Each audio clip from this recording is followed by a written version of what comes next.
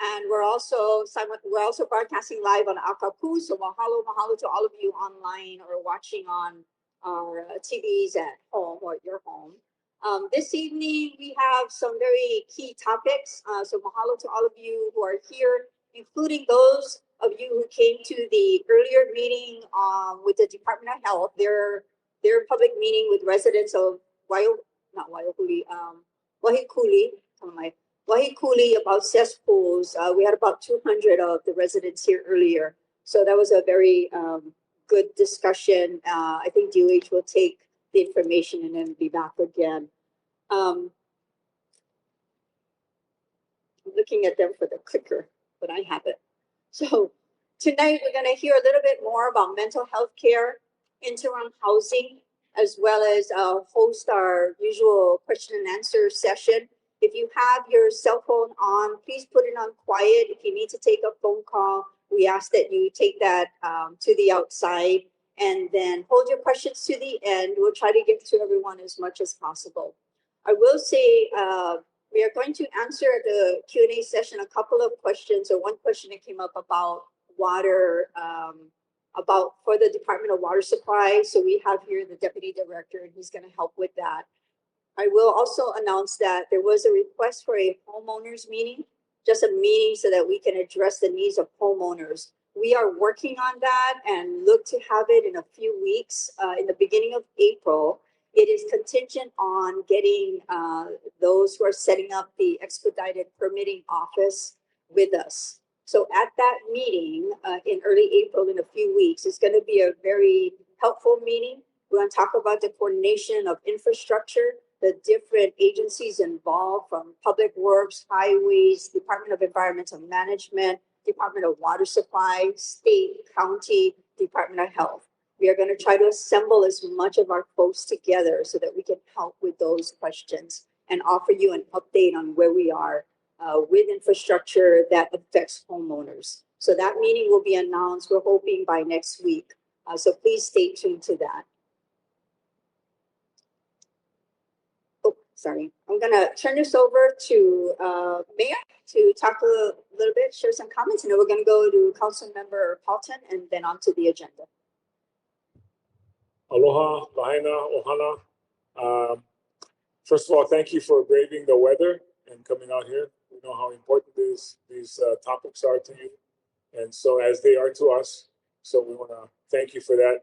I wanted to thank Dr. Fink and Kathy both for flying in from Honolulu today. I know there were some traffic issues. So although we're here to talk about housing and mental health, I want to talk about traffic first, because that has a direct correlation to mental health, we all know.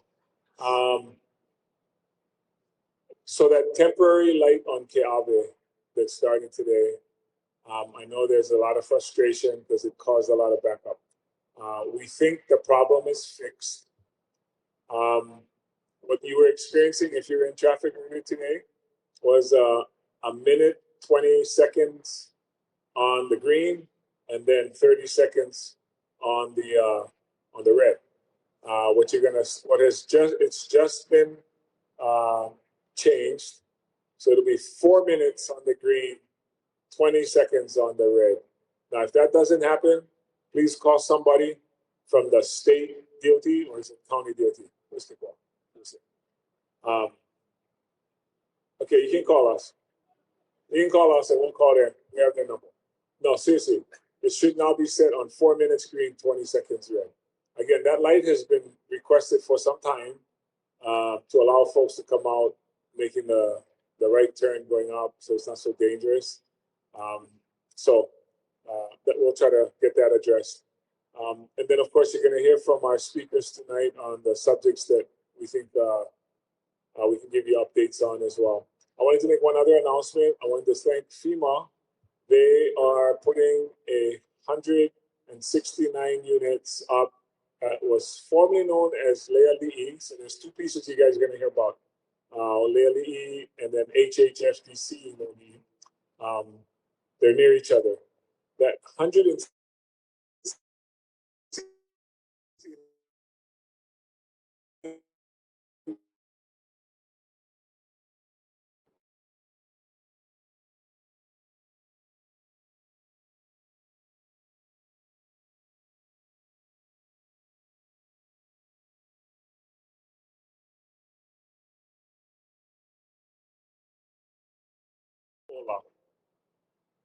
Okay, so we're going to ask you guys this at the end of the meeting tonight to see who remembered.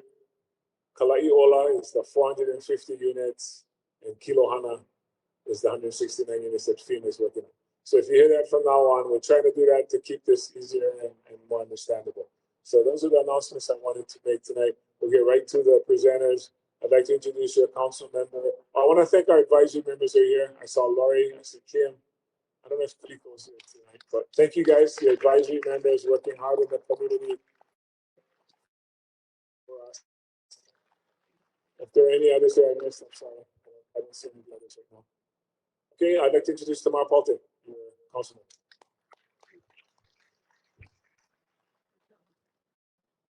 Aloha mai kako. So just a couple points.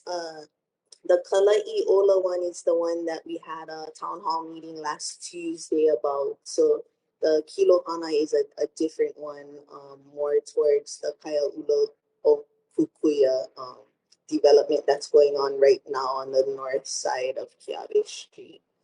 But other than that, I just wanted to say, we're seeing little bit progress,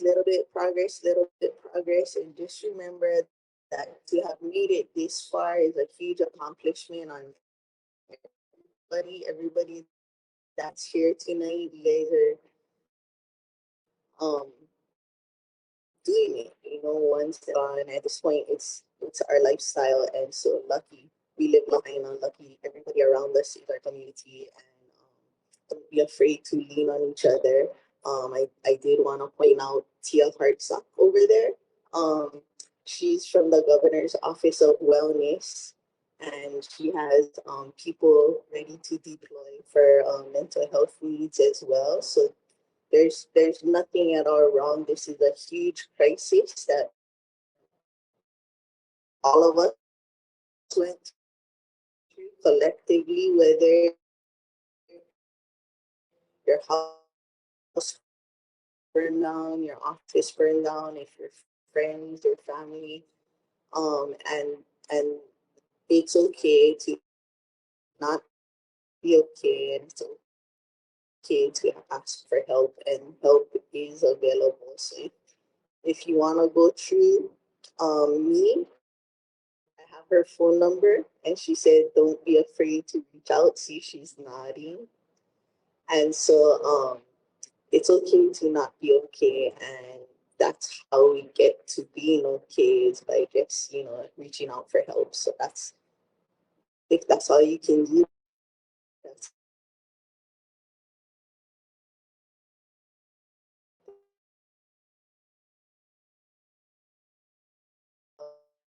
me. And thank you for staying engaged and just being a part of this process and supporting your neighbors. Thank you.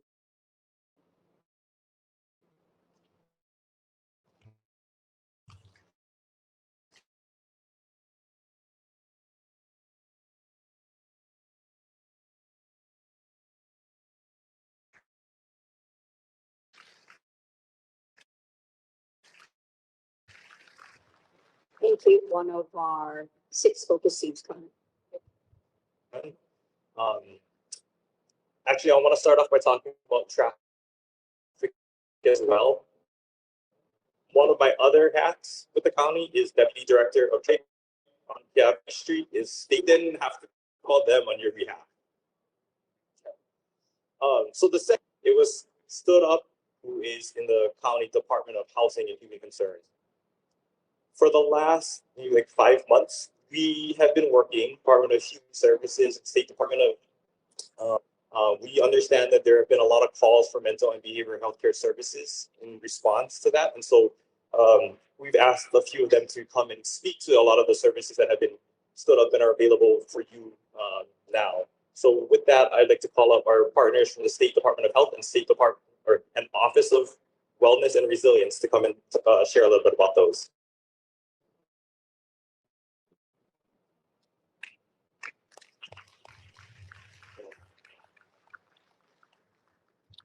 Aloha mai kako. My onea hanau is Lanai, but I've been raised on Maui and spent my whole life in Maui County. I think there's no denying that we've all experienced some enormous stress over since August, and no one more so than yourselves here in Lahaina. So just wanted to share a few slides to help us recognize what's happening with our bodies, some simple things that we can do to kind of help regulate ourselves again. And then some of my colleagues will share some of the resources that are out there for you in your ohana as far as mental health resources.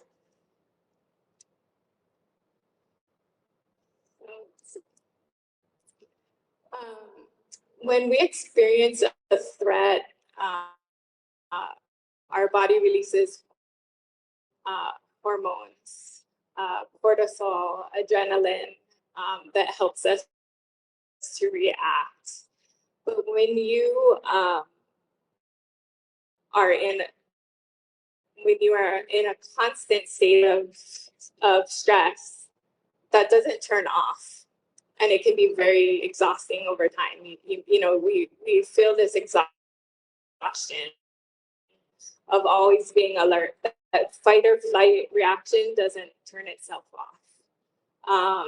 And the way that presents itself can be in anxiety, depression, digestive problems,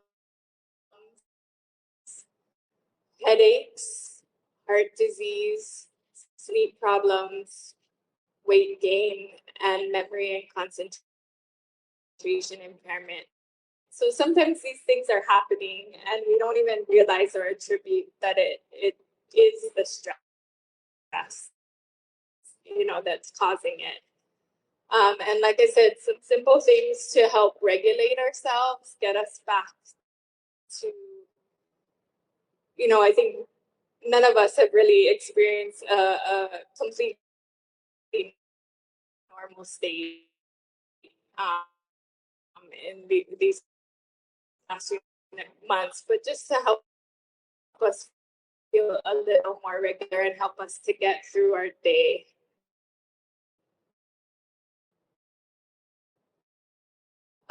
So connecting with loved ones and friends, getting outside, spending time in nature, going for a walk, getting in the ocean, those things can really help regulating. Just taking time,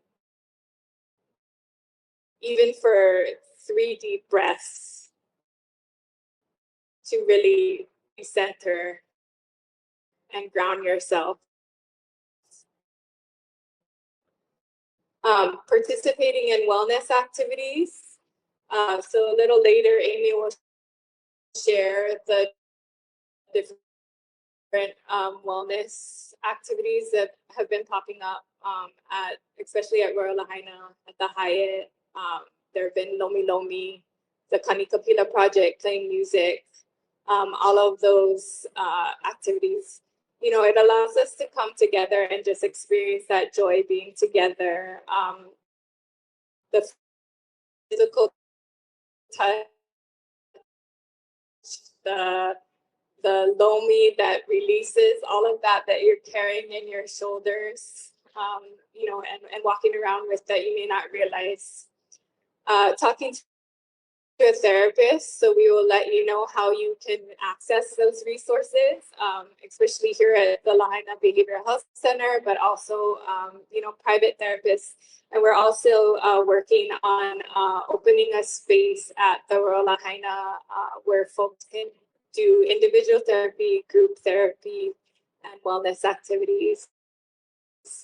And just keep showing up like you have been, every week.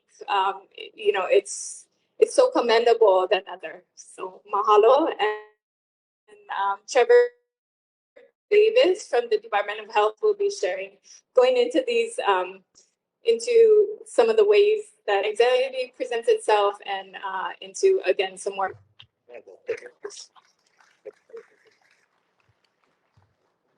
Mahalo, Kea. Aloha. I'd like to share with you my self-portrait. stress is a really difficult thing because it looks different to every person, and we don't always recognize it in ourselves. And it becomes anxiety, and we start to have some of these types of physical symptoms. We may have racing thoughts. We may have nausea, lack of appetite.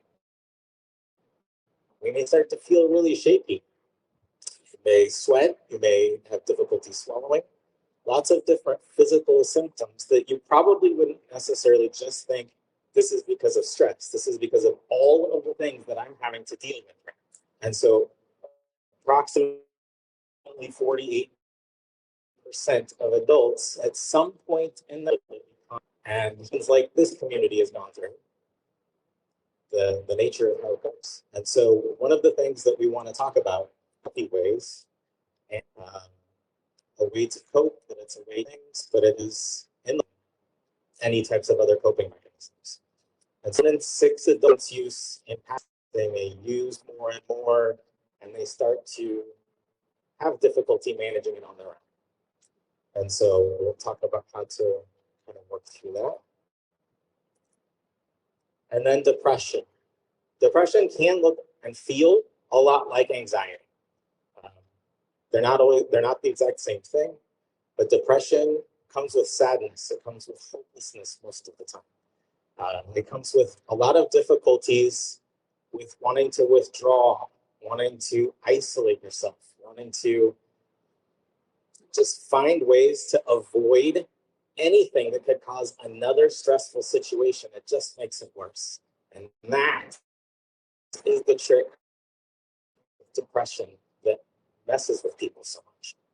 Because when you isolate, when you withdraw, and you get into a situation where you're just avoiding things and you're not connecting with people and you're not engaging in your community or engaging in your relationships, depression can turn into a spiral, and we don't want that to happen to anybody. So how do you know when it may be time to reach out? If your thoughts, if your emotions, and your behaviors for usually at least a 2-week period start to be really different from the usual for you, not the usual for other family members that are judging, but for you, what is your usual? Is this different? And if so, is it caused by some of the things that you've heard? Do you have some of those types of things that you're feeling inside? And are you dealing with that stress? You may notice that the way that you function at work or at school, or even getting to appointments or going and seeking a resource, that you struggle in ways that don't make a lot of sense to you when you really think about it. And so anxiety, depression, those things can cause that to just become far worse. You may start to experience slips in just carrying out your daily routine.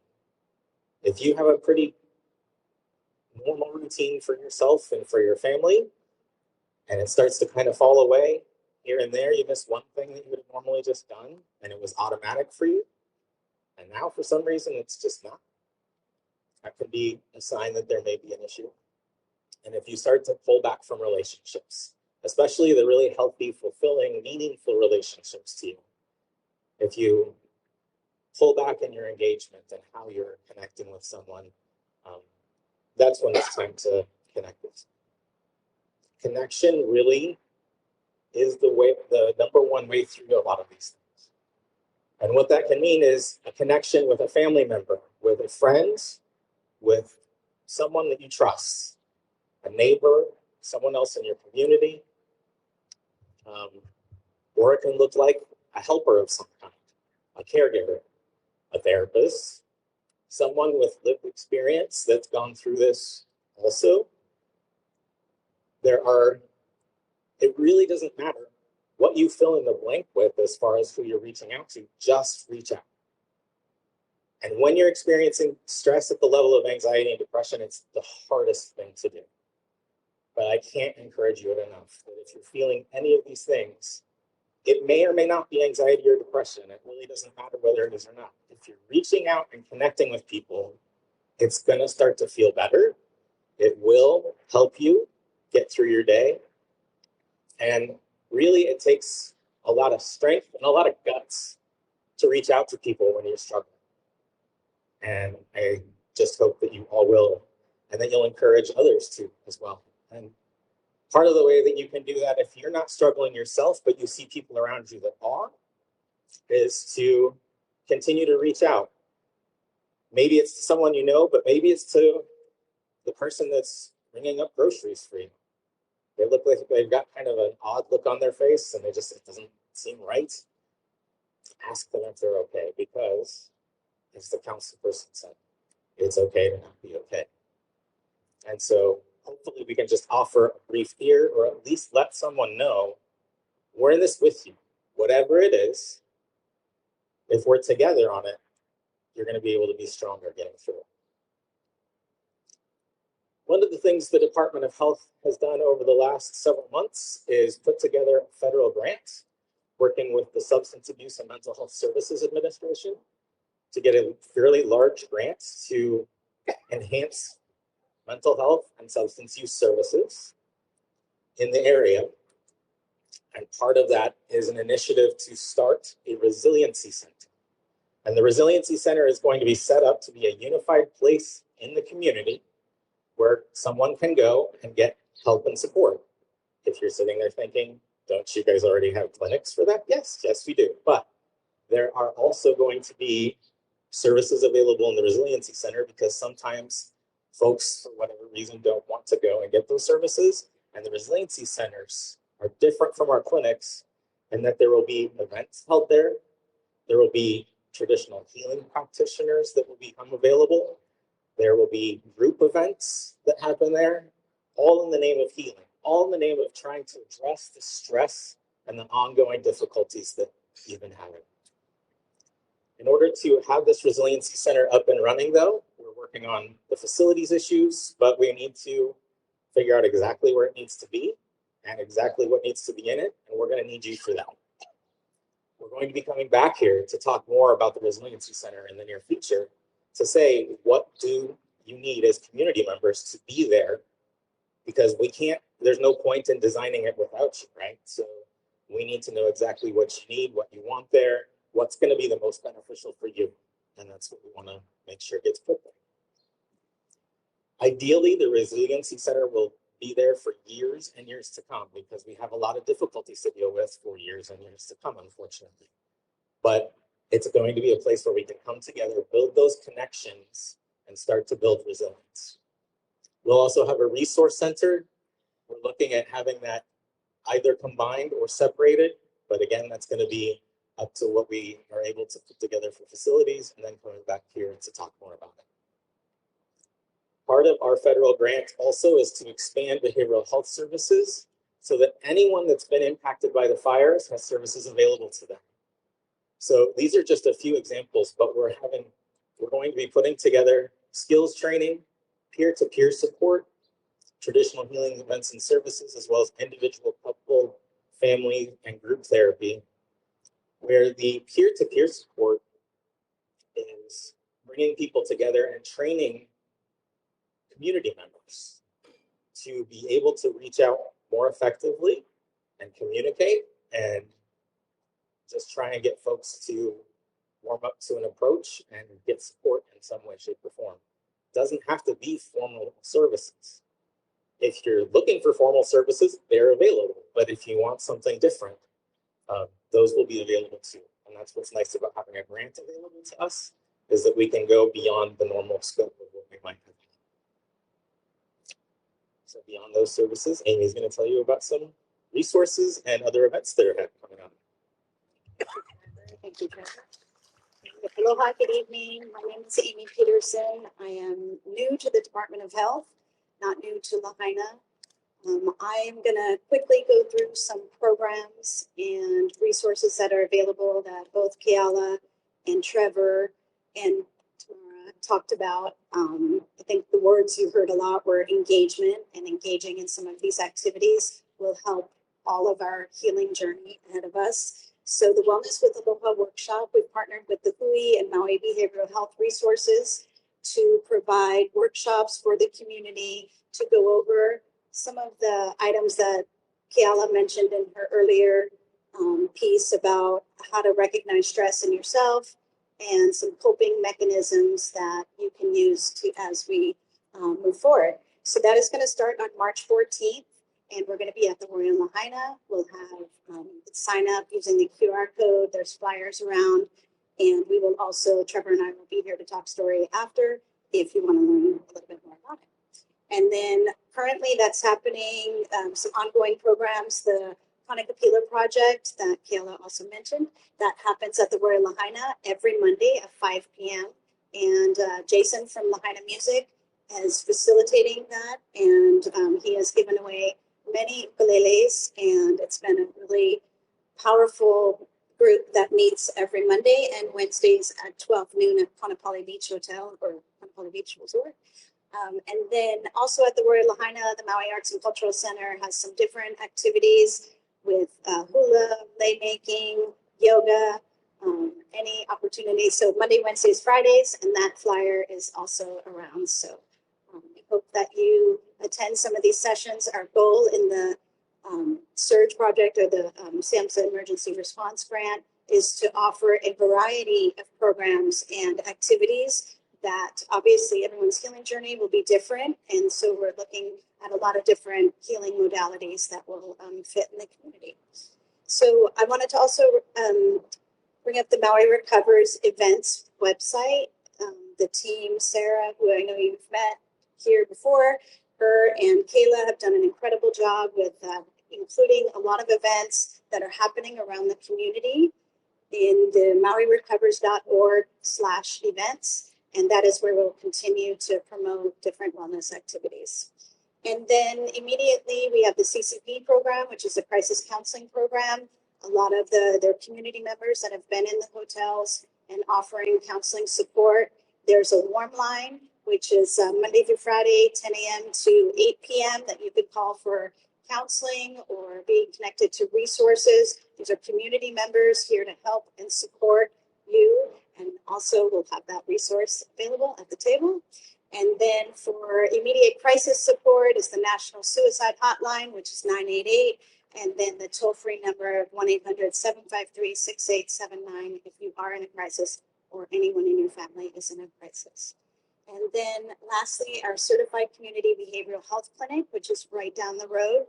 That is a clinic that has therapists, psychologists, psychiatrists, occupational therapy, and family, child and family counseling, as well as talk story groups. And if you're not sure what service or program you may want to start, we have some incredible wellness navigators or behavioral health case managers. Kamaile Luke leads those case managers, and they're really a resource to be able to help you or anyone in your family get to the right resources if you're not sure where to start. So those are the resources, and I'm in Lahaina and can be reached, and I'll be here afterwards, talk story, if you want any additional resources, and I am sure we will continue to come back and offer support in any way we can. So thank you very much. And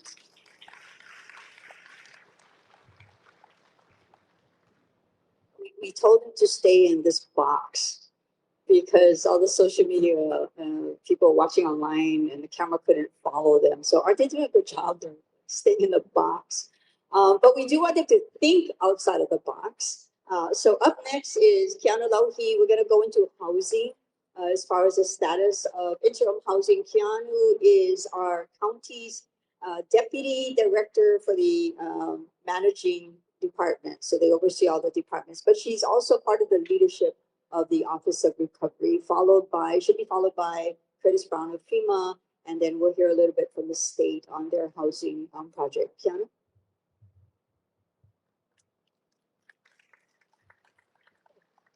Do I need the slide in answer? Hi, good evening, everyone. I'm going to do my best to stay in the box and not use my hands too much, but no promises. Okay, so I think this has been sort of an anticipated meeting that we've been meaning to have with all of you folks, and we'll continue to have dialogue. And I know some of you were here for a discussion in the Wahikumi area. And as Mahina mentioned, we'll be coming out by neighborhoods to talk with your community about some of the concerns as you start looking at rebuilding on your properties. So here's what we know. We estimate approximately 45 households are displaced, 4,500 households are displaced, 13% of which are homeowners, and a vast majority are renters. Of that, we know over 3,800 were sheltered in hotels at one point in time. So we've defined the housing stages are broken out here as temporary immediate housing, which are the non-congregate care sheltering hotel options that some of you are aware of, interim housing solutions, which we're going to discuss tonight, and then long-term housing or return to your homes or your residences. And I'll touch on that as we get to the county solution. So what we understand is that the vast majority of this community wants to remain in West Maui. I think that's been abundantly clear to at least the county and others. So many of the solutions in which you're going to hear meet that goal. So we estimate we need 4,000 interim housing solutions. And what you see here are the partners who will work to meet that goal. FEMA through their direct lease program, and we've requested FEMA to build a group housing site, and they'll talk a little bit about that. The state of Hawaii has their own group housing program project nearby here, and then the county of Maui continues to work with private developers and other entities to promote their private projects, along with the county's program, which I'll touch on in a little bit. So at this time, I'm going to turn it over to FEMA, and they'll go ahead and talk about their program. Followed that will be the state, and then I'll close it up.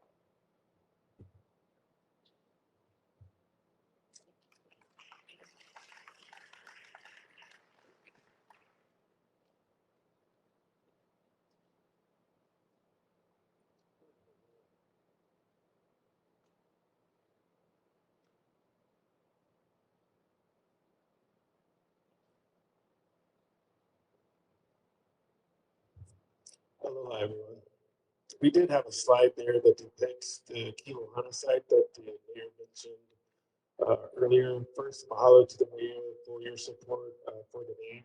Kilohana simply means lookout, viewpoint, or high point for the site, which is fitting for the site, which is adjacent to the state's site.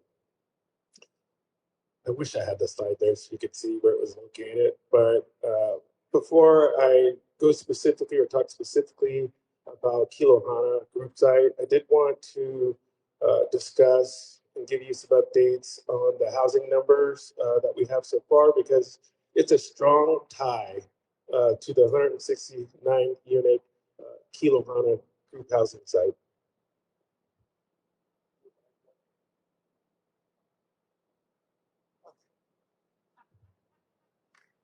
Voila. So there it is. Like I said before, I just want to go over our direct lease numbers, because our direct lease numbers tie strongly to this 169 unit site. So you know, because we've told you over the last several weeks, FEMA secured over 1,300 units. To date, we've housed 378 households in those 1,300 units. And so our goal is to house 300 households per week until we get those 1,300 units secured to the households in NCS locales. That's important to remember, because it ties strictly to this 169 unit group housing site. The group housing site is approximately 3,600 acres. The 169 units, majority of those units are for single households. And so if you think about the 1,300 units that we have, they're for multi individuals and families. And so primarily this 169 unit group housing site is going to be for single households. And so it's important when you get the phone call from FEMA to be matched to a unit, that you take that unit. I know that the units aren't perfect. We wish we could find you a perfect unit, but that takes time. We want to ensure that you're housed prior to the end of the FEMA program. So 169 units, mostly single individuals in those units, adjacent to the state housing units, which is 5,500 units. The comment period for environmental assessment will be announced on Friday, so that will be out for a 7-day comment period. So if you have any comments regarding the environmental assessment, you'll have 7 days starting on Friday. Then we hope to have a naming public press release out tomorrow with the name, and then that press release would also give detail about what you see on the screen tonight. Then the last bullet that I have is that, as Francis from the state mentioned to the prior households that were here for the cesspool meeting, we will be, as we were last Saturday at the Sheraton, we'll be at the Royal Lahaina this Saturday to support the resource fair to help match individuals with the 1,300 units that we have. I'll have to leave immediately following me being here. Tracy McCauley, if you could stand up, she'll be here to answer any of the housing questions that you may have during the Q&A. And mahalo very much. Thank you.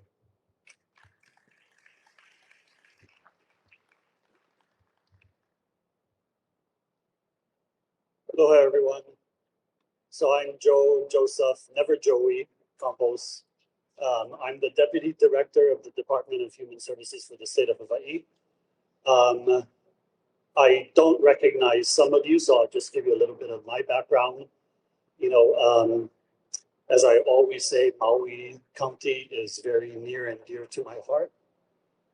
My mother, I was kind of a naughty kid, and my mother would send me to Molokai to help my uncle take the mules down to Kalapapa every summer for about 4 summers. I've never said this before, but at least twice as I was growing up, an application to Lahaina Luna would come in the mail.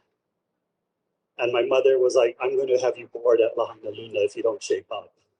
So, and my uncle was Herbert Campos. He was fire chief from 85 to 90.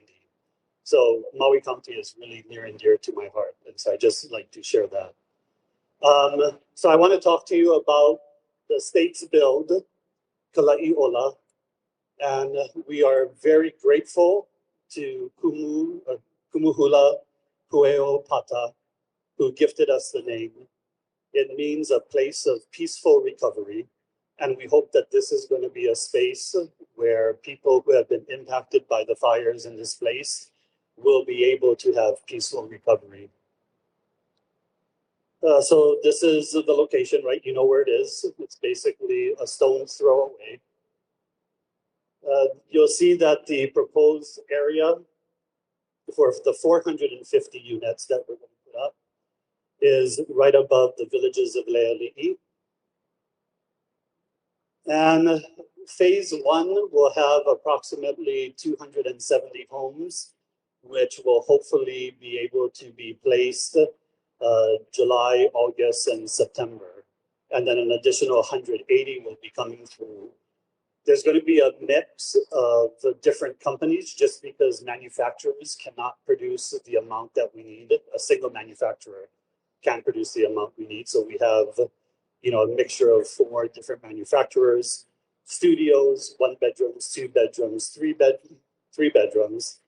In addition, this is a layout, and I'm sorry it's kind of small, but we're trying to develop a real sense of community for those who will be housed here. We are also looking at having the availability for multi-generational ohana to be together. So a 3-bedroom can be put next in close proximity to like a studio or a 1-bedroom, just so that the ohana can stay together. And so you'll see in that middle there, there's a big rock outcropping that would just be insanely hard to deal with. And so that's why it's going to be kind of like in two separate sections. The bottom there, you see there's that round basin for retention water, that runoff. And you'll see there's a big green space. That'll be where the community buildings will be. So things like the resiliency hub that was talked about will be housed there. We're looking to have a KT care or child care facility, just because, you know, child care is such an important issue for those who work. We are looking at having, you know, like your post office box there, just so that you can, you know, collect your mail. We will also be having, you know, possibly, well, definitely kupuna care, kupuna gathering space. In addition, there will be spaces throughout for gatherings. Okay, so just wanted to share that with the group. And so these are the layouts. This is the factory OS model in 1 bedroom and 2 bedroom. This is the Kauhale Development Studios. And I'm going to tell you, okay, this, I want to make sure you know, yes, it's all glass, but there are blinds that go down. Okay, so there will be privacy. And so this is the Nano Nest 1 bedroom and the Nano Nest 3 bedroom with 2 bath design and layout. And then we have the Anova homes in studio 1 bedroom, 2 bedroom, and 3 bedroom. And so just wanted to share with you, Kala'iola, the governor's main goal and mission is to ensure that people have long-term housing. You know, he is concerned about the well-being and welfare of all the people of Hawaii, but especially those impacted by the fires. And so we hope that Kala'iola will be a place of peaceful recovery. Thank you.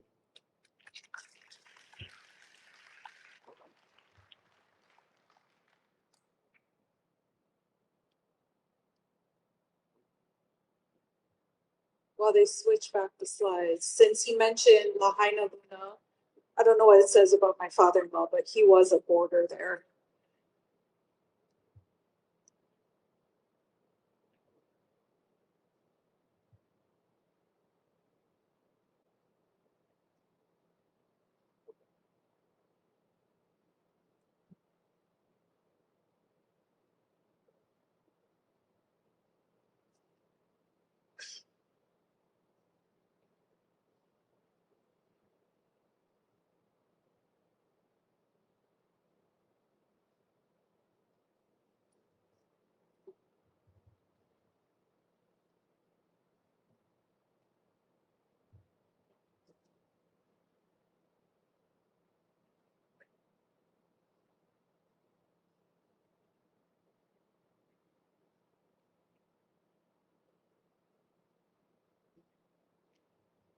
Okay, so the county's been working with some of these private developers to start expedite their permitting process for group housing sites. You may have seen in Kapalua working with TY Management, they had a groundbreaking for 50 units on their property. Continuing to work with Ohana Hope Village, that's the parcel near King's Cathedral in Kahului. In Napili with Holomua Initiative, working with some of our developers, Ikaika Ohana. That's the development that was already under construction before August on the north side of Keawe Street. And then trying to expedite debris removal for Kupohi, which unfortunately burned in the fire. So, and there's a lot of other smaller projects that the county continues to work with developers or entities with to expedite their permitting for temporary structures. So the county of Maui is very focused on restoring the infrastructure within the affected area. And our goal is to return Lahaina residents to their properties that are deemed safe to occupy. The Army Corps is working extremely hard on clearing those properties, working really quickly to do so. right behind that, our infrastructure teams are still undergoing some damage assessments to our sewer line, so that's still ongoing. But looking to provide water and sewer service to these properties to expedite your ability to reconstruct. In the next fiscal year, we are proposing to do an allocation to housing nonprofit partners to assist with the rebuilding effort through either grants or loans for individuals who want to and are ready to rebuild. So the things to know is we will be having to come back many, many times to your groups. Likely we'll do them on a neighborhood basis sometime in April, just because depending on the neighborhood, we know there's a lot of questions about like roadways and what can you build. And so I think we believe it's more constructive to do it as a workshop with our partners. So what you see at that bottom is the county's expedited permitting center. If any of you have had the pleasure of filing a permit with the county, we're not that quick. So noting that we have selected a vendor for expedited permitting to help us with the reviews. Yes, that is exciting. Thank you, Sneh. So we're looking to stand that up next month. Noting that we're going to come back to you many times to discuss the process and what are your options. And so you'll hear more from us very shortly, but our goal is to create opportunities for you folks to start rebuilding on your properties. I'm sorry, what's your question? When? It depends, like if you go back to this slide, when your property is deemed safe to occupy and we have infrastructure available. What's that?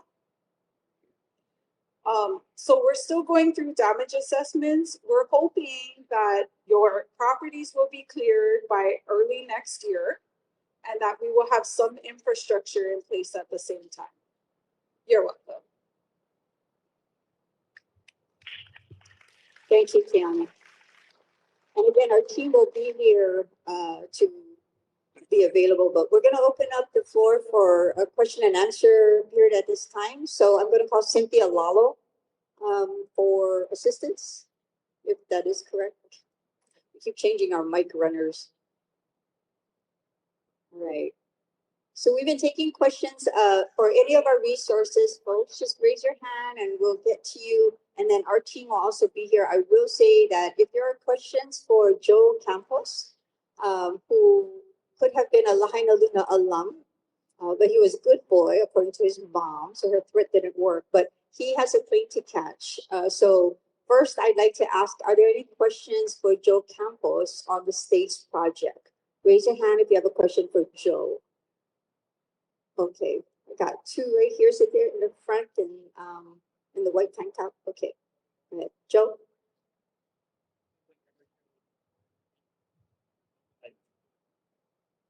Hi, Joe. Nice to meet you, and thank you for what you're doing and all of you. I do have the question about the Ke'la'iola units. Now, that's FEMA, something FEMA is building, is that correct? No, so this is the state's bill Okay. for Question. FEMA ineligible. Okay. And have they decided on rent for these particular units? So that's something we're currently in the process of looking at. I can say pretty much that at least the first year there will be no rent. Okay, at least that's where we're at right now. You know, things can change, but even if there was to be rent, it would be, you know, extremely affordable. You know, just to cover like the utilities. You know, so that's something that we're in the process of looking at. FEMA ineligible. I think Ms. Kathy covered my question, but I just want to make sure. So those units are temporary, long-term. Are they for affordable for us to buy or for renting? Can you make that clear, please? Yeah. Thank so you. yeah. Okay. Thank you. So right now, what we're looking at it's a 3 to 5 year life of the project. You know, they are then going to be either available for people to purchase at a reduced rate if they want to move it to their properties, or you know, some of it will also go back to DHHL, Department of Hawaiian Homelands, you know, so that they can utilize them for future development. And then regarding the rent, you know, it's still a policy decision that we're working through.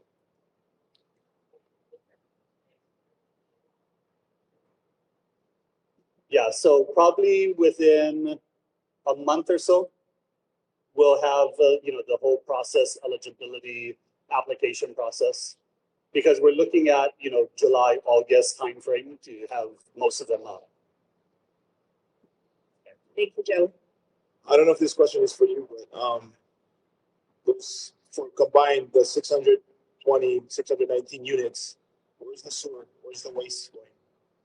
So luckily right now, the city is allowing us to connect to county water and county sewer. All the connections, at least on our side of the state, you know, the state's property at Kalaiola, will be permanent infrastructure for the benefit of Department of Hawaiian Homelands in the future. And they will be to code so that we can convert it over to city for permanent. So the new development will have sewer, and my house, which is a stone throws away, is not going to have sewer. I mean, I was just at the other meeting at 4 o'clock. So you're on septic? Cesspool, and I got it. It's right. The picture is right above my house. Okay, I'm on Fleming Road, so it's Fleming, and they're gonna get sewer, and we're not gonna get sewer, or we gotta try to decide what we're gonna do. That doesn't make sense to me. Okay, yeah, I'll leave that to the city. Yeah, I think county, Joe, I think at the homeowners meeting, those are some of the things we're gonna have to iron out. That's coming up. Thank you, Joe. Any more? If not, we're gonna go to chemo. So is there one more for Joe? And there's actually two. And okay, there you go. Thank you. Joe, if you could share with the audience in this time before application process starts, what they should start getting together, i.e. birth certificate, social security card, 6 months of bank statements. Okay, so our process is going to be very different than possibly FEMA's process. You know, there's not going to be a security check that goes through or a background check. You know, we're designing it to get people into the homes as soon as possible. We are developing, you know, what kind of documentation is required. And, you know, if you have ID, fantastic. If you don't have ID, we'll have a process to be able to have either like self-attestation, you know, where you just say, yes, I certify that this is who I am. You know, there is a very detailed kind of process for that, but it won't be, if you don't have an ID, you don't qualify. One more at the very top. And then the person in the red cap. Okay. We'll go to the very top and then to the very end by the front door. We'll do the Joe questions first. So with all the housings above, where's the traffic going? Because if it's a 3 to 5 year project and we build below there, we can't have traffic going in our neighborhoods, or even when they're cleaning up. How's the traffic going to work for that? Yeah, so unfortunately, there are only certain roads in and out, right, for ingress and egress. We are going to make improvements to the Leahy Parkway, and I believe Fleming is going to be another process. Okay, well, that's something that, you know, we'll have to then have. The development that started before the fire, that's what they wanted to do, and we all said no, and then we were told it would not happen. Okay, then I will have to check with our planners on that. I know that the primary is going to be Leahy Parkway improved. You know, so it'll be opened up to actually have the 2 lanes, both up and down. All right, we're getting some running here. So we have 2 in that area, Cynthia, 1 and at the top, and I'm gonna come back down here. Go ahead, sir. My question is if some of those little units can be provided to some of the existing homeowners to be put up on their existing dwellings? Okay, and so the question is, are you FEMA eligible or FEMA ineligible? I am, but my question is in regards to other people that are not, and they still have the property, and that's something that the people want to know as well. Yeah, so if they're FEMA ineligible, then we will work to see, how many need homes. And the first 450 will be, provided to people in the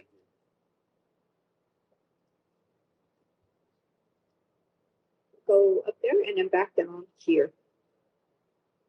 Hello, everyone. I actually just want to shout out Lahaina Luna Borders and Lahaina Luna because we're very proud. I was a boarder. I didn't even make it all 4 years, but I did graduate from Lahaina Luna.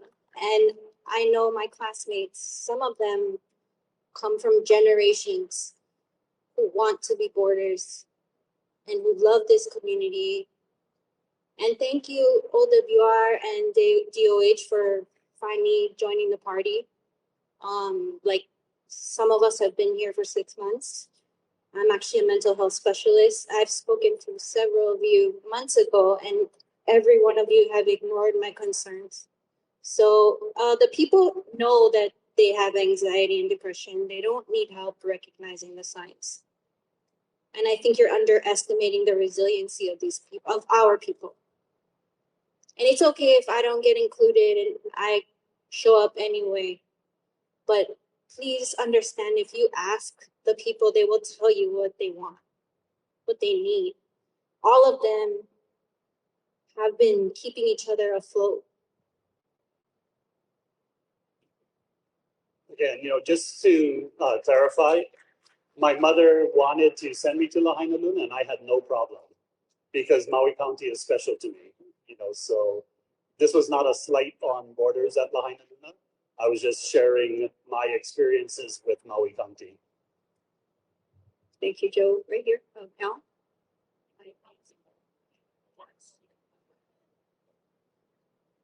Mr. Campos, mahalo for your patience and time with us today. You're not going to be able to answer this now, but just to plant the seed. The temporary school, congratulations to the Army Corps and getting it built and turned over to DOE. With the information recently spoken about by Rio Lewis from Kuna, and there's 1,500 families from the Lahaina that were within that 4,500 block that were displaced, are no longer here. They're being helped in other places. Is there an opportunity if that school sits 50% empty on day one, that there's some flexibility in providing or converting to housing on a shorter term than some of the timelines now? Just to plant the seed. That's all. Thank you. Thank you for that. Thank you, Al. We're going to go to Kim Ball and raise your hand, Kim, so she. Any other Joe questions?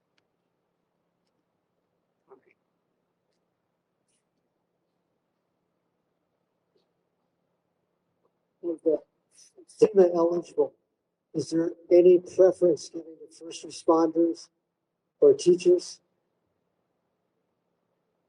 Yeah, okay, so that's a really good point. And as we develop the criteria and the eligibility, immediately right off the bat, it'll be some of those who were beneficiaries that were displaced, kupuna, people with children, families with children, and we can develop further priorities for people, especially the first responders were heroes, right? And teachers are heroes as well, so we'll be happy to take that into consideration. Thank you, Joe. We have one more question up there, and we're going to go to Kim now. I don't think that anybody should be saying that they should have special preference over anybody else. We're all hurt. That's it.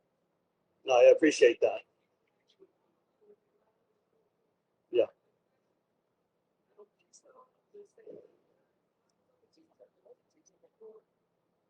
Yeah.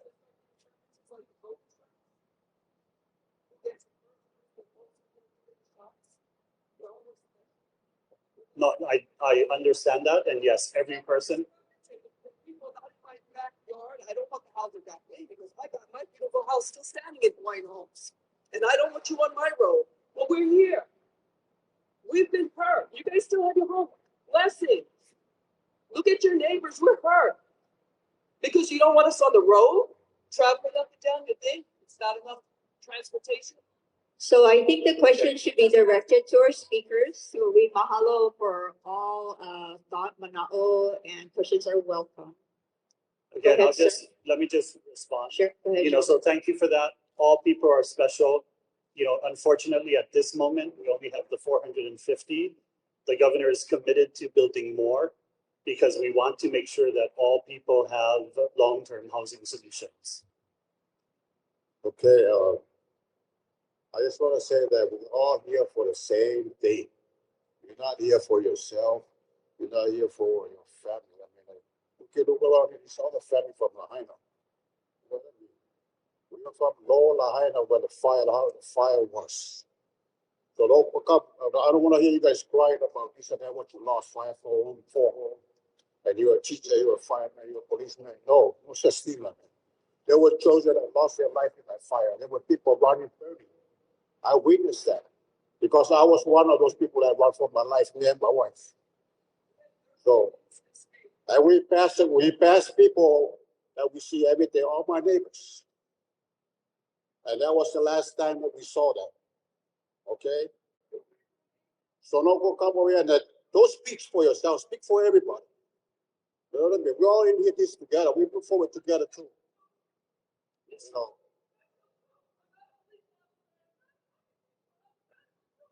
So your home, like what's important to you, to all of us here, is right in front of you. It's your wife and your kids and your parents. It's your family. The home is, but it's all trash. All those things are trash. And then they want to put us somewhere else.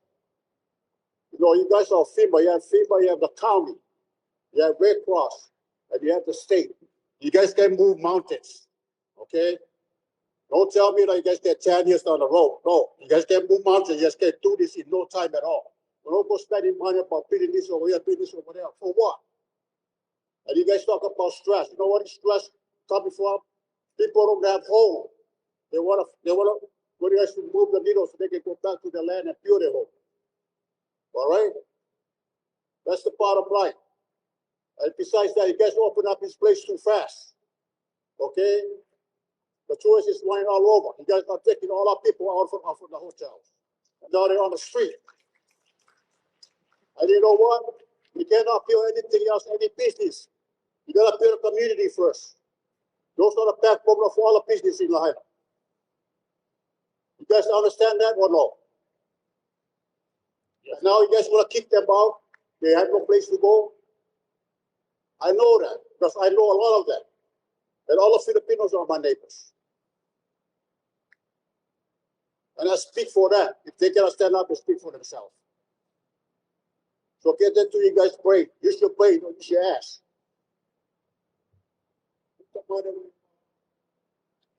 Thank you.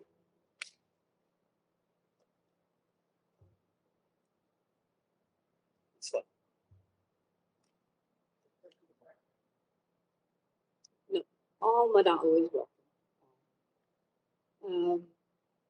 We're going to let Joe go. We're going to finish a question that we had last week about water at Wahikuli that we couldn't answer. And so we asked Kima Landra, the Deputy Director of our Water Supply Department, to come this evening and address it.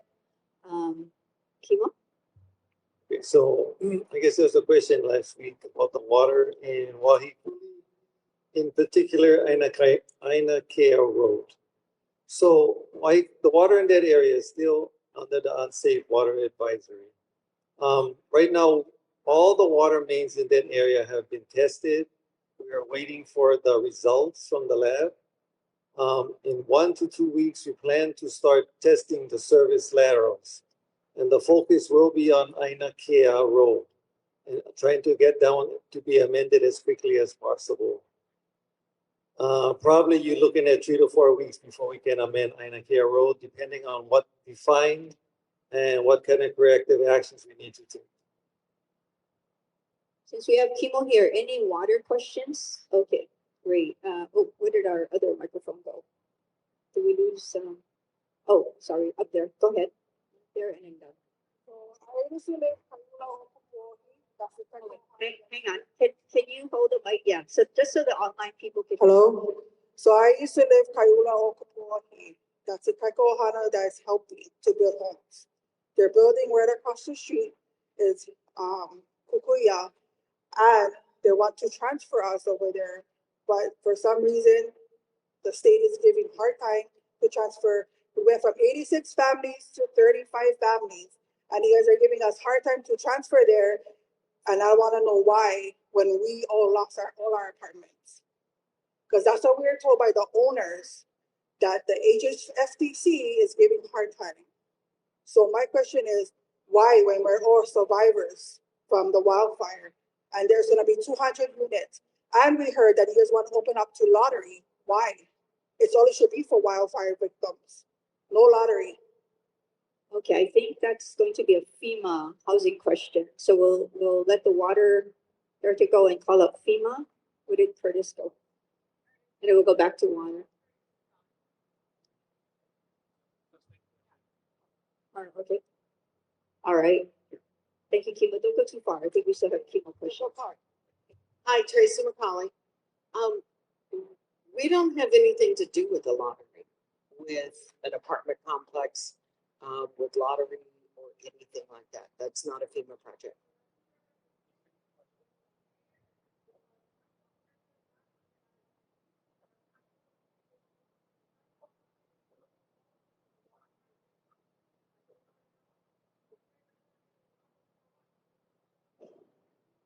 Right, so that would be a state or county question, Yeah, it's not a state FEMA question. question. I think we're gonna have to. I see Joe going up to connect with you. We'll go back to the chemo question right here in the green, and then I saw another hand up right behind him, one in the blue. Hi, thank you for coming to answer the questions. I own a house on Waikuli Road below Ainakea, and between Fleming Road, Ainakea, and Waikuli Road, there's 23 houses in there that did not burn. There's people living in there. Of those 23, probably half have Ohana units. So we're talking about 30, 35 dwellings that could be lived in if people want to live in that area. You know, we've called and emailed countless times, and you guys have been good about responding, but it still doesn't make any sense to us. When I go on the county website, look up the Ainakea tests, it shows no detection for the tests that were done on Ainakea. My neighbor on Fleming Road, he ordered an EPA test kit and tested his water, and it tested okay for drinking. So we don't see you in the neighborhood flushing the lines. We don't see anything going on. You know, my house, I had a female family that wanted to rent it, and FEMA just called us and said we got to cancel, and they had to tell that family they can't move in. That's heartbreaking. So there has to be some way to speed this up. Yeah, so we have to follow a protocol in the testing because we have to make sure if we decide to amend an area, it will not get recontaminated. Because that whole area has so many burnt structures, we have to go in a certain order so we can clear each one. And yes, we know all the houses where they are, and that is the focus in the next couple of weeks. Thank you for your response. Isn't it possible for you to shut off the valves that you have in the various intersections to isolate the areas there that still have homes so that those homes can get water first? I mean, nothing against the vacant lots, but it would make sense to put people back in the houses first as fast as you can. Yes, we can do that. We have to test all the service laterals of the structures in that area before we can do that. Because we have to make sure that none of the service laterals are contaminated. And so we will do that, and that is what we're trying to do. Okay. Thank you. Can you raise your hand, woman? Yeah. I don't know the hand signals to point me out. So I think you did answer the question. I was asking, Ainakea is a long road, and you're going to do the whole road from one end to the other. Yes. All right. Thank you, Kimo. At this time, raise your hand if you have been. Oh, Auntie, right here. Which white girl? She's like over here. Right in the front. So sorry. Don't go away, Kimo.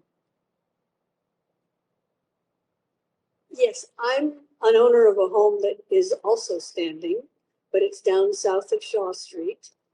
And is L5, as I recall from the maps I've seen.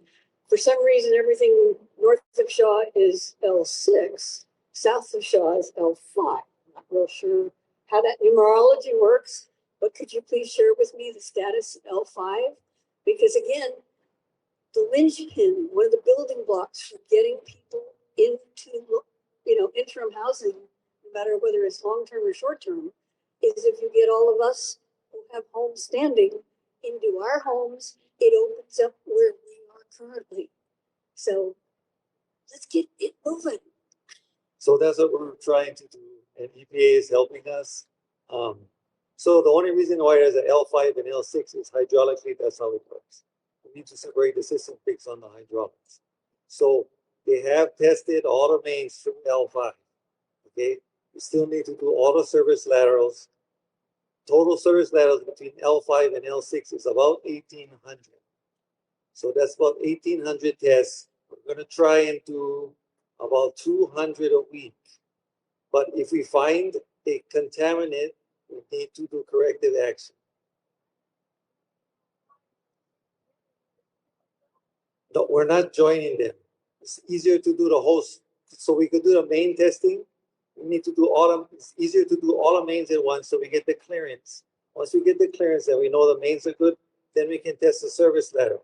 Because if the main doesn't test good, then it's no use to do the service lateral until we clear the main. So if we can clear all the mains, then we can go ahead and start doing all of the service laterals.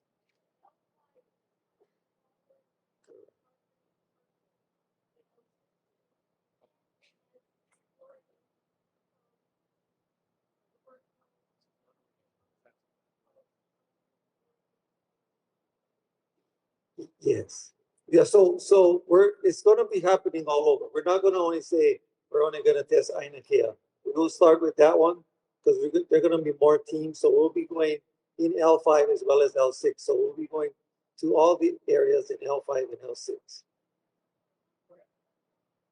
Yes, because it was easier because the majority of the houses weren't burnt there. The problem is there are so many burnt structures in L5 and L6. There's a lot of contaminants that we gotta make sure aren't there. And we need to protect the system and protect the community. I understand what you're saying.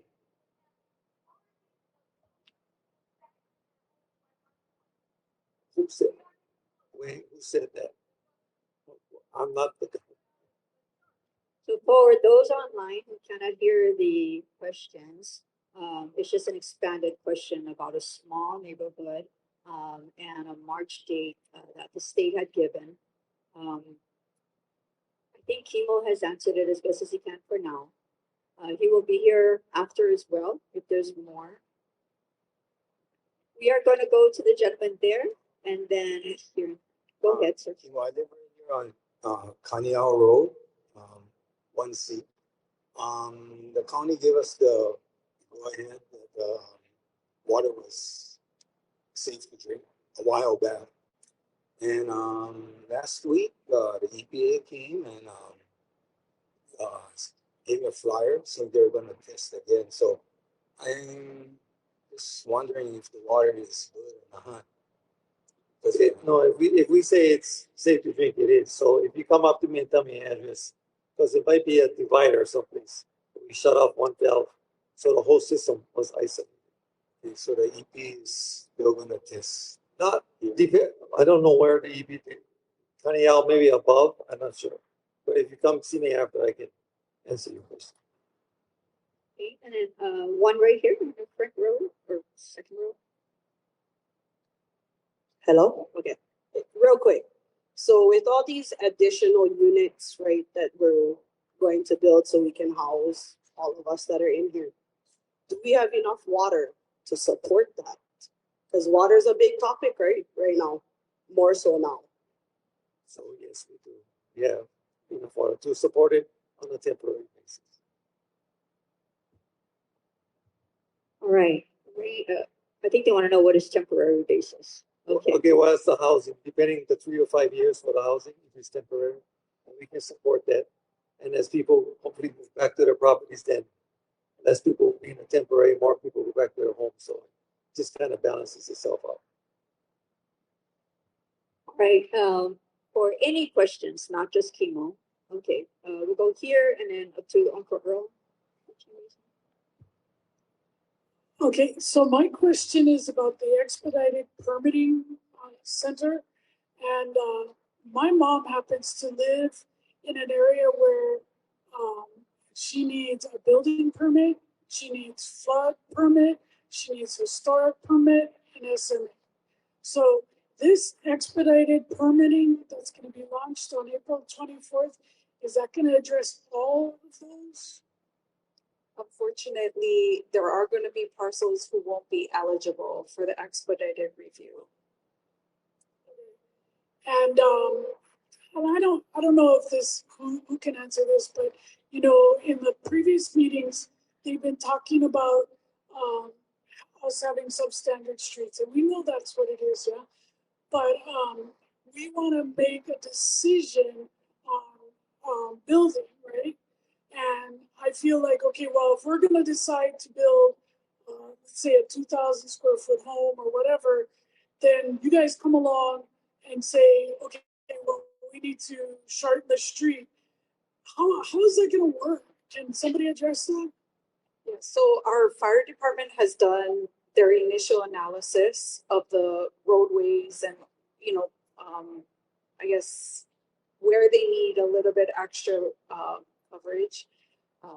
But that's the purpose of these neighborhood meetings, to get into the meat with all of you about your individual questions on what you can rebuild, how we can help you get there.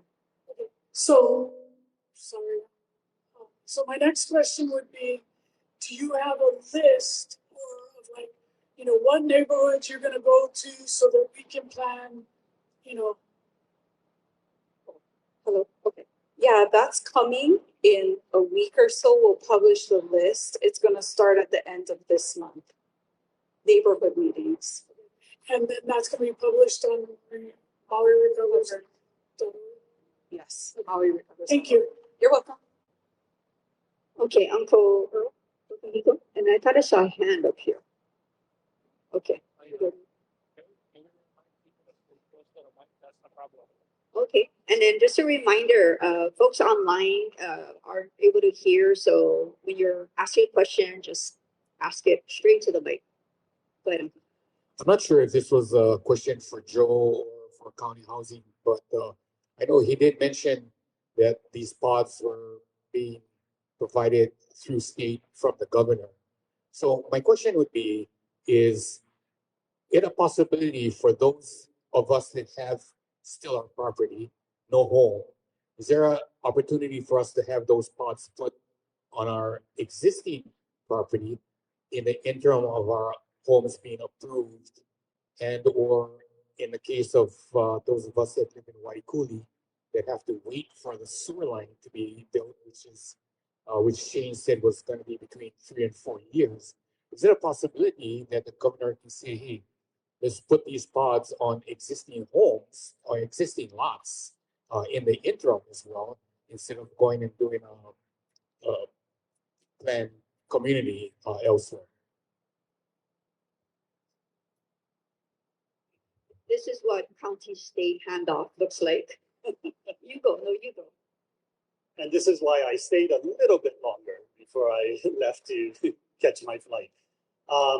You know, that's a suggestion, and I'll definitely take it back to the governor's office. One of the issues is that what we're building currently at Kalani'ola are for the FEMA ineligible, specifically also in NCS in the hotels, just to be able to get them out of the hotels and into a space where they really can recover. But definitely, you know, we'll take that back to the governor and see what kind of policies can be developed.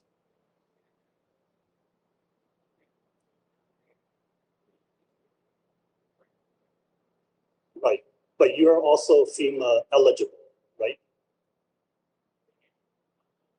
No?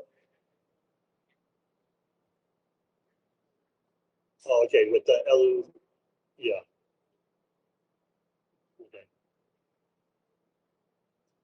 Okay, then that's something that we're going to need to fully have a discussion about, because that's like with the insurance ALE, or right? Alternative living expense.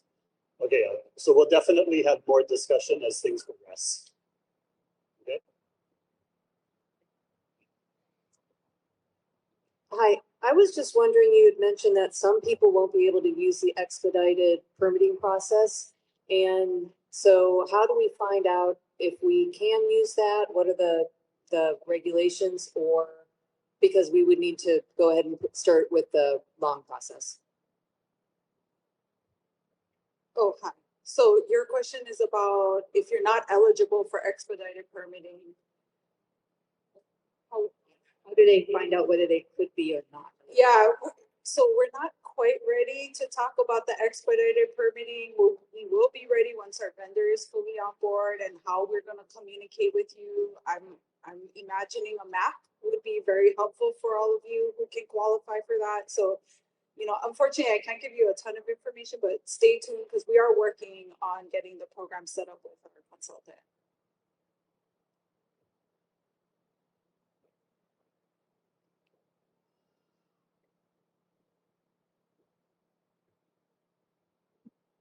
Go ahead, with your question, sir, and then Cynthia went right up here. So I have a question that I've been asking from the start. Me and many other people. I have a friend that is a condo owner here on this side. He wants to lease his place, but can't. He wants to lease his place to a fire victim, but can't because FEMA will not allow him to designate the tenant. He feels he must approve the tenant for HOA rules. That's question one. So if I could address that for you. Because federal dollars are being used, what we have to do is we have to adhere to fair housing laws. And so when we do that, what we do is we have everyone who's eligible, and we are meeting those individual needs with those individual owners. It doesn't mean that someone who, because if I understood the question correctly, he's identified someone who wants to rent it. Have they considered using the continuing temporary housing assistance, the financial dollars to rent the property? That's another program that FEMA offers. I think he's trying to go this route, right? Having FEMA, going through FEMA, filling out the forms and applying to be someone that participates in the program. And he knows a fire victim that he wants to place in his unit. His property is in one of those kind of high-end properties, so he's held responsible for whatever happens to the property. If there is some disturbance to the property, yeah, some type of violation to the HOA rules. I do understand that, but I think very much like we heard the emotional comment earlier about everyone is suffering the same way. I don't want to show preferential treatment to one that I cannot show to another. And so what that leads us to is that we do have the financial assistance, the continuing temporary housing assistance, which is the financial dollars, and they certainly can enter into an agreement with each other. Now, this owner also makes an interesting point. He's saying because he knows this tenant, he doesn't need to do the background check. He could take that person and put it into his place immediately. And he certainly can. He certainly can do that, but not under our direct lease program. They can certainly enter into that agreement between and that's themselves. because of the Fair Housing Act. That is correct. Question two, why can't FEMA? I feel like I'm on a talk show. Why can't FEMA and CHNA? No, why can't FEMA let CHNA act as a property manager so they can arrange the lease, but get funding from FEMA? Now, there's lots of West Side short-term property owners who will not participate unless they can pick the tenant because these are $1 million properties. Sure. I'm going to use a lifeline. So I'll take that. I'm Mary Simpkins with the Red Cross. I want to let you know that we are in grateful partnership with Council for Native Hawaiian Advancement to address the households that don't qualify for FEMA assistance. So that's exactly what they've done through Red Cross funding and support to house all of those households. And they are all now in their 1-year lease through that program. Is there a part 3? No, that's it. But what about these? You said these are people that don't qualify. What about those that are qualified? Okay, and then we're gonna go to. So those are people that did not qualify for FEMA, whether their citizenship status or if through some other reason they didn't go the FEMA route. So that's when the Red Cross partnered with Council for Native Hawaiian Advancement to place those households. Thank you. And this one last couple with the water situation, we were told that the Kalai'ola will have enough water for 3 to 5 years. But we're also told tonight that those places after 3 to 5 years may be turned to Hawaiian Homes Commission and maybe sold. So that's a hiccup in that plan. If after the 3 to 5 years, now what we're going to do with those, this Kalai, Kilohana and Kalai'ola, if there's not water in those properties that are there. Just an observation and hearing that tonight. Thank you, sir. We're gonna go here in the middle, and she's been waiting patiently. And then we're gonna make Cynthia run back over to that one and take 2 questions on that side.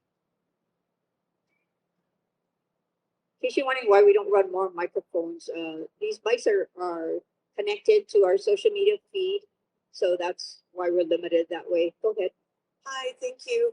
I was here tonight specifically because I've been hearing a lot of rumors about them moving. I was in the mill camp, the old mill camp behind the sugar mill stack. Hold the mic right on you. There you go. Behind the sugar mill stack and that little mill camp area where a lot of people passed away, where the infrastructure was very, limited. We've been hearing rumors that we were going to be moved, or our parcels are going to be moved, or things were going to be set back in, and that was going to be addressed here tonight. Well, that definitely is a rumor. We'll put that in the rumor part. It may be an offshoot off of our earlier discussion about as the planning for some neighborhoods get through and the infrastructure work and the safety needs need to be addressed. We're not there yet.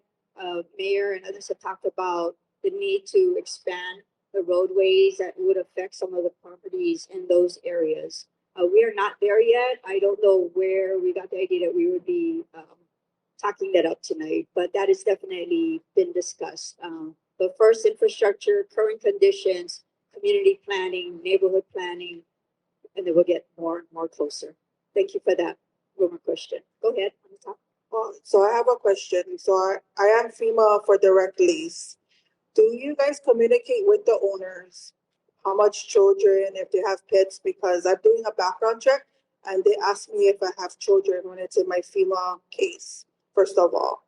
Second of all, you guys are placing us out of West Maui when we don't ask to be out of West Maui. And you guys stopping the bus for our children. So how are we supposed to even get them back and forth to school when we all have jobs, second of all? So you guys should really be looking at putting that hammer down, like the governor said, for West Maui, because we never asked for any of this. So it should be only in West Maui. This is the second time they keep changing where I'm going to live because the owners keep pulling out. And my second question is, not a question, but I'm letting you know that you should teach your FEMA workers to be compassionate. Because when they talk to us, they're very rude. A bunch of assholes, I'm sorry, but they are. So I'm going to break your comment down into a couple of parts. And I want to make sure that I'm hearing what you're saying to me. One, I will certainly apologize to anyone who has not been compassionate. I don't understand why anyone would be in the FEMA business. Our core values are compassion, respect, integrity, fairness. Had to think the last one. Sorry about that. We should all act compassionately. I do understand that when you've been through a fire, there's nothing left. I get it. A lot of us have worked floods, hurricanes, volcanoes. Volcano very similar to the urban fires that we have. In a flood or a hurricane, you may be able to get something. In a fire, it's gone. So I will take that back to our team and really say strongly, we have to put ourselves in our survivors' shoes to have a better understanding. Now, first part of the question, everyone wants to stay in West Maui. I understand that. I don't have units in West Maui. So much like the questions and concerns that we've heard tonight about water testing, infrastructure being restored, a lot of the properties that would be available for rent are caught up in that as well. They have to get the water tested. They have to have the infrastructure. We have to be able to make use of those. If I don't have those properties, all I have right now is what's available. I can tell you right now, I have 4 units in Lahaina. 4. There's 2 studios and 2 one-bedrooms. And that's it. That's all I have in Lahaina right now. So it doesn't mean that we're not continuing to look. It doesn't mean that we're not continuing to put our request out there to try to get more. But I don't have what you guys want. And it hurts us. It really does. Because we're hearing you on the phone saying, I don't want to go there. I don't want to go there. I want to keep my kids here. My job's here. But I don't have anything else to offer. Did I answer all your questions or did I miss one? Are we communicating? We are communicating. We're communicating with our vendors that we need properties with accessible accommodations for some of our individuals who may need like grab bars, roll and shower, elevators, those kind of things. We're communicating that to our vendors. We understand that your pets are your family too. So we're begging for those kinds of units. The other thing that we are emphasizing strongly is back to our community with service animals. You cannot charge pet insurance. You can't charge extra deposits for any of that because it is a service animal. So we're communicating all of that across the board. And when we're looking at the properties we have available and we're talking to survivors, we're trying to make the best match that we possibly can. We do understand it's frustrating. It's frustrating on our side as well because we don't have what you want and what you need, but we can be, I will take it back to the team that we need to be more compassionate in our communications with our survivors. Thank you. We'll go on to the next question. Go ahead, sir. Okay, so my question is I guess regards to permitting and involving infrastructure. So with the expedited permitting process, I know you said you guys never finalized them yet, but since we have a property in the burn zone, we lost our family home in burn, right? Your property in the burn zone that I had my permit in there for 2 years and counting already, still never get them. Are we going to be put in that expedited process, or we're going to get put aside because we still never receive our permit? But I mean, we just waiting on one thing, and I just like know that. And then my second question is, if the lot is cleared, so our lot is cleared, deemed okay, but infrastructure never get checked out yet, can we not start building already? And then as we build, hopefully they're gonna be looking at the infrastructure to see the thing is okay. And by the time we find the build is finalized, tie in after. Is that even on the table? Is that okay? Is that not okay? I mean, I just wanted some clarity on that. Okay, so the first part of your question, as long as, I think my understanding is about 1,200 parcels that are eligible for the expedited permitting. So as long as your parcel is one of those 1,200, it's going to be eligible. Now, see me after, we can talk about your existing permit.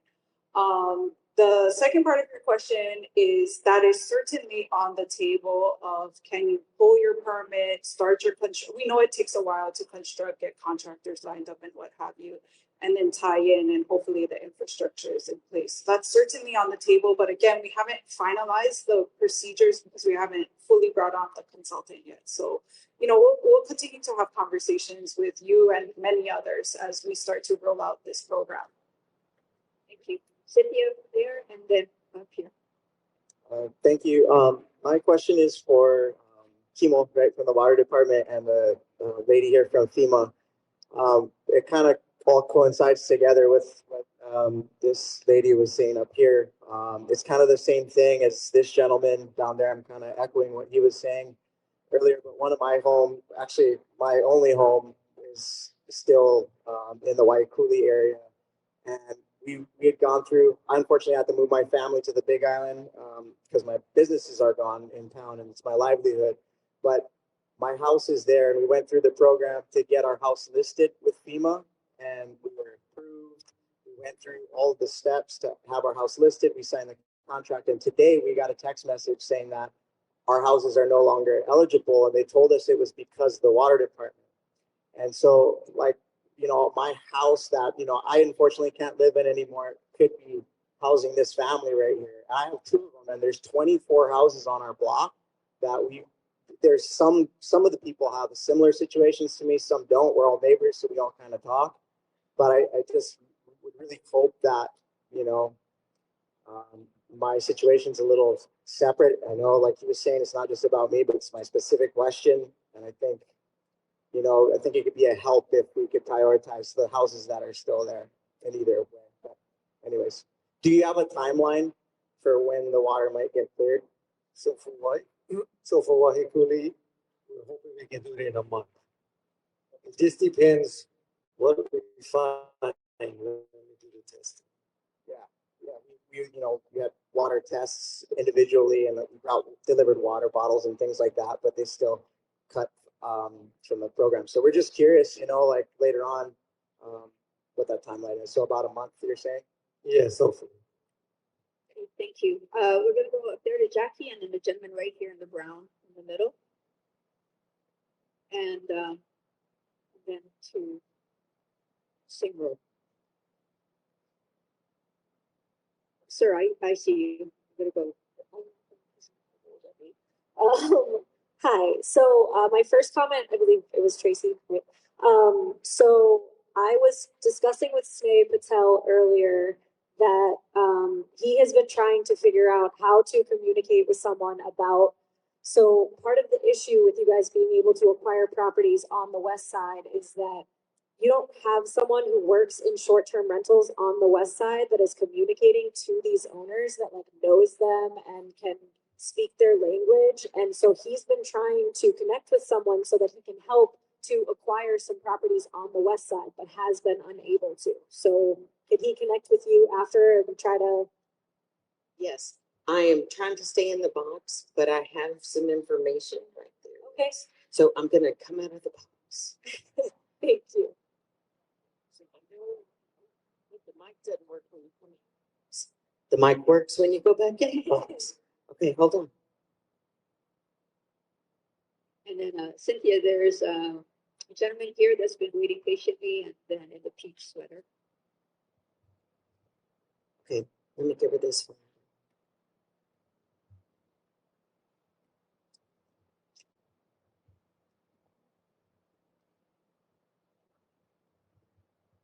Nothing's easy today.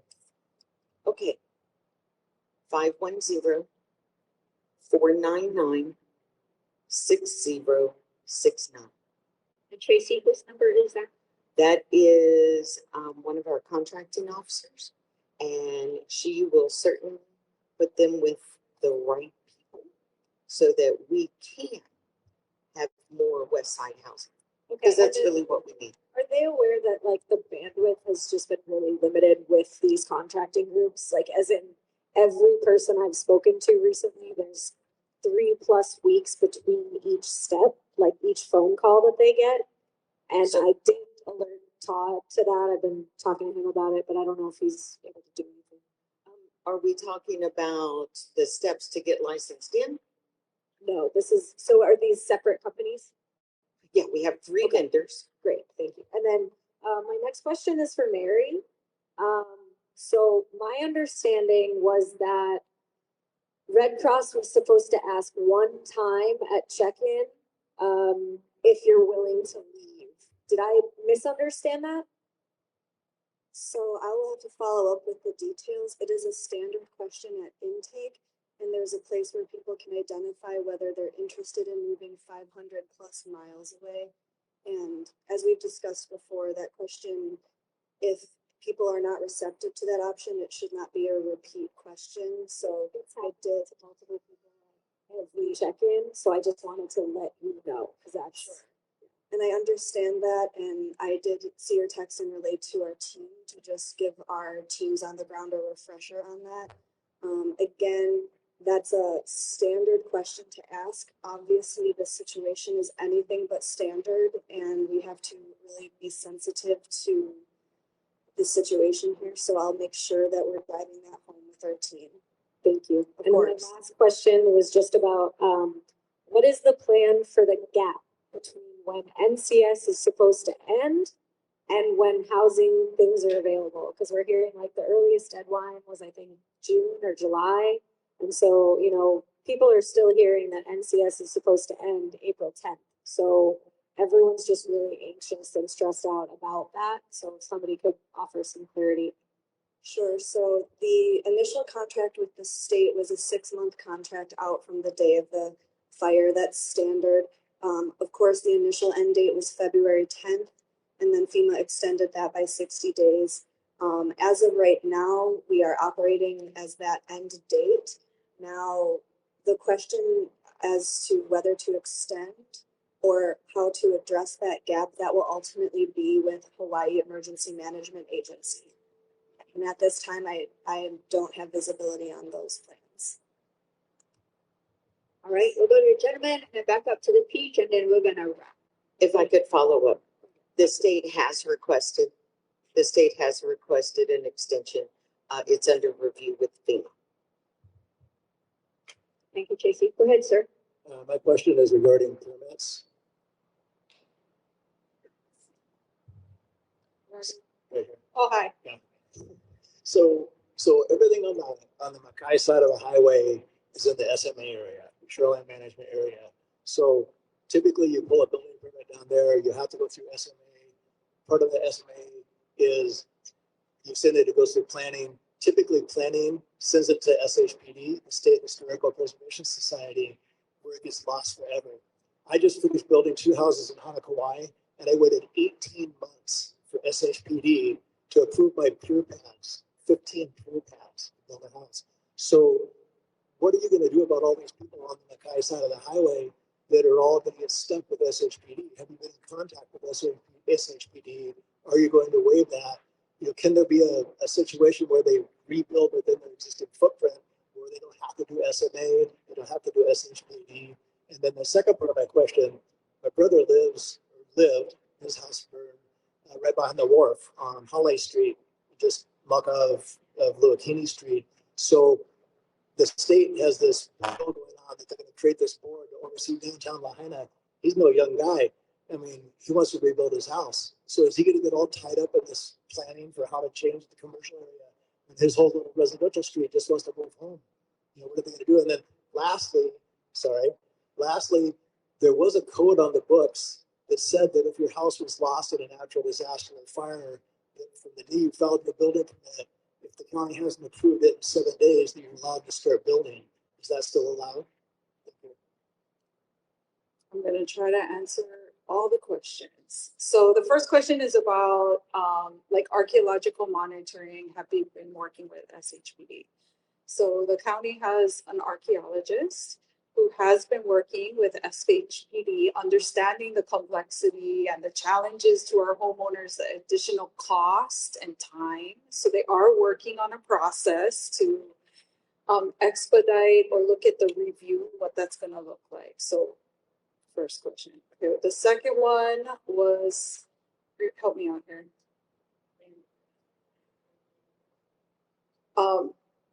I don't know that the county at this time has considered waiving our review. What I can tell you is that's a state law that's in place, but the county is considering, you know, with projects that are not considered development, right? So those are projects, homes under 7,500 square feet. Those will still be eligible perhaps for the expedited review process. Okay, so the other one was the Lele Community District, I believe. You know, it's hard to forecast what the future holds with that. It's not our intention to slow down residential rebuilding, but it will become more complex if the Lele Community District does go into effect, because we're not quite sure who's going to manage the permitting.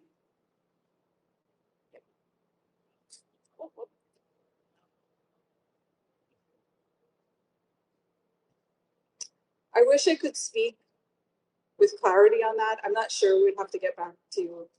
Yeah. All right, we are going to go there, and then Zeke has a clarifying comment to offer, and then we're going to let Mayor Vincent wrap for tonight. We've been at it for a couple hours. Go ahead. Hi, aloha. This is for Tracy. Hi, Tracy. I have a question. So wait, I'm trying to find you. Where are you? Ah, here. Okay. I'm blessed. The people back there helped me today. Thank you very much. But I do have a question. There's still a lot going on, and you know, I have a lot of weight. I had a call, or someone told me from FEMA, okay, they pulled out. The people are not going to keep their place to FEMA. But I have understood that there's a lot of places that they're empty, and they've been getting payments because they offer their units. That's what I've been hearing, okay? So in my thinking, they're getting paid, and then when we go in, when we're about to go in, they say, hey, I'm sorry, we don't want that. Do they keep that money, or what's going on? Because so I feel like that's why they're pulling out. No, so let me go ahead and get that rumor out of the way. When we secure a unit, what we do through our vendors is we put a security deposit. They don't start getting paid rent until we license someone in, right? So somebody actually is moved in. And I will be honest with you, we've had almost 300 property owners come back and go, no, I changed my mind, right? And you can't fault tourism, but I think sometimes there may be opportunities where they're making more monies on the like a VRBO or Airbnb, and so they choose to pull their properties back from the FEMA program, which then results in us having to make a call to you and say that unit's no longer available. Now I only have this in Wailuku or Kahului, and it makes it hard. It frustrates us. I know it frustrates you, and it may be that you have to go through a background check again, right? Just to stay in the program, but they do not get paid the rental money until we move someone in. Okay, thank you. One more question. Mm-hmm. So now they're sending me to Kihei, right? My husband works double because I have to stay with baby due to she's ended up in the NICU when she was born. But now he has to maybe go casual or completely quit a job because of the driving distance. He works overnights. He works 16 to 18 hours a day. And they were able to explain me how I can apply to look for housing, right? Because after you go in, you have to be looking. But we're not going to be able to afford something because we only have one job. Okay, so hold on. So I've talked to the team, and our standard program, let me just say, our standard program is when we license someone in, part of the continuation, the recertification, is you should be looking for some place to rent. Yeah. Hello. That's the goal. Hello. There's nothing to rent, right? So I've told the team, stop using standard protocols. This is not a standard situation. So just so you know, right? They're doing their job. They are. Yes. And they're following all of our SOPs. Yes. But sometimes we have to step out of the box Yes. and think about where we're at. And so it's hard to say, are you looking for rentals?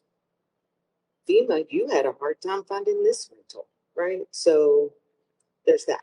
And we're not, and I do want to say, we are not taking long-term rentals that are out there.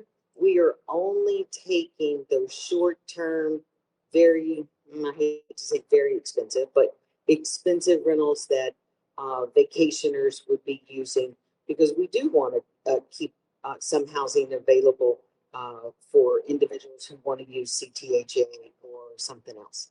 Just one more thing. So my fear is that if I take that unit and I'm there pretending they tell me 4 months, 4 months, but we're in the second month, and then the people say we don't want to give it to you guys anymore. Is that allowed, or they have to follow the contract? Yeah, they have to follow the contract. They have to follow the contract. That's my fear of moving out, and then they're like, you know what? No, and then where am I gonna go? So then they're in violation of the contract, and I'm not the contracting officer on this, so I don't want to speak to it, but they would be in violation of the contract, which gets into legal matters that they probably don't want to deal with.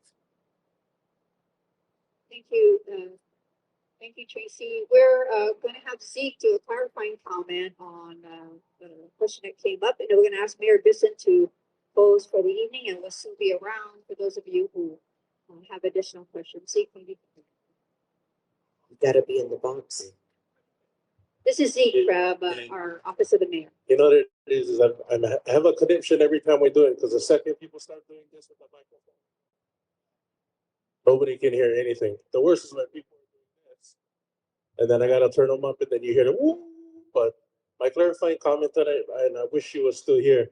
But the one thing that the Tito had mentioned up on the top was that when they accept something outside, like let's say Kihei, Wailuku, anything outside of West Maui, but have students that are reliant on government transportation for their students to attend the Lahaina schools, there's been a notice in the last 2 months saying that that service is going to be suspended for the South Maui area. So for the parents that have children that need to have that service, that's why it's also a big issue for them as far as accepting that housing outside of the West Maui community. Because as you've alluded, some people are working 2 jobs, some people can't do the distance. And if you consider that they rely on that transportation and don't have it, they can't accept it. Otherwise, they have to move their children to different schools.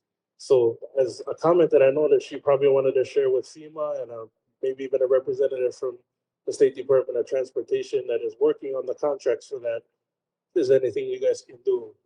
The parents that have children that are attending West Maui schools that may have to accept interim housing outside of this community, they need that transportation service subsidized.